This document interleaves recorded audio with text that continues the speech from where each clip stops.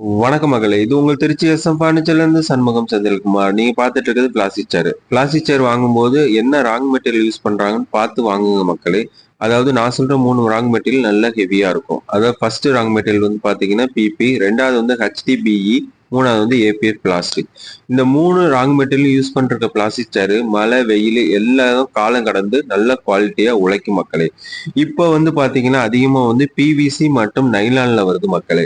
நைலான்ல வர்றது வந்து உங்களுக்கு குவாலிட்டி கம்மியா இருக்கும். மழை வெயிலுக்கெல்லாம் கொஞ்சம் வந்து குவாலிட்டி கம்மியா தான் இருக்கும் மக்களே.